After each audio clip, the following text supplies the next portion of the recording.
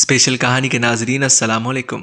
Special کہانی لایا ہے آپ کے لیے ایک اور اسپیشل کہانی، تو آئیے سنتے ہیں۔ دو جوان بیٹے تھے لیکن دو وقت کی روٹی بھی نہیں دیتے تھے۔ خواجہ اینڈ سنز کے علی اعجاز کی دکھ بھری کہانی۔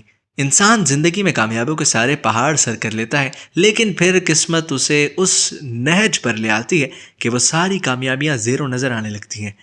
علی اعجاز مرحوم پاکستان کی فلم انڈسٹری اور ڈرامہ انڈسٹری کے ستاروں میں سے ایک بہت ہی قیمتی ستارہ تھے، جنہیں اللہ نے شہرت، عزت اور نام سے نوازا، جنہوں نے 100 سے زائد فلموں میں کام کیا اور ان کی ہر فلم میں کامیابی کی مہر لگی ہوتی تھی۔ انہوں نے سونا چاندی، خواجہ اینڈ سنز جیسے ڈراموں میں اپنی اداکاری کی وہ چھاپ لگائی جو آج تک ذہنوں میں نقش ہے۔ ایک عرصے تک اسکرین پر راج کرنے والے اس اداکار کے بارے میں کچھ سال پہلے خبر ملی کہ فالج نے حملہ کر دیا۔ اس خبر نے ان کے چاہنے والوں کو مایوس تو کیا، لیکن سچ تو یہ ہے کہ لوگ آہستہ آہستہ اپنی دنیا میں مگن ہو گئے۔ کسی کو یاد بھی نہیں رہا کہ ایک اداکار کافی عرصے سے اسکرین سے غائب ہے۔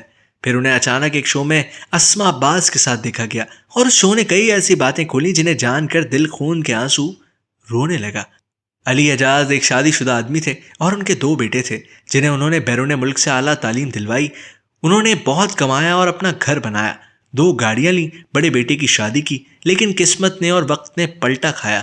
جن بچوں کی خاطر اپنی جوانی کو کھوتے رہے، انہوں نے علی اعجاز کے بڑھاپے کو رون دیا۔ جس وقت انہیں اولاد کی اور بیوی کے سب سے زیادہ ضرورت تھی، اس وقت ان کے گھر والوں نے انہیں تنہا کر دیا۔ وہ سارا دن فالج میں پڑے رہتے، لیکن کوئی پانی بھی پوچھنے والا نہ ہوتا۔ جب تک کماتے رہے، لوگ آگے پیچھے پھرتے رہے، لیکن پھر دوست اور میڈیا کے چاہنے والے بھی بھاگنے لگے کہ کہیں کچھ مانگ ہی نہ لے۔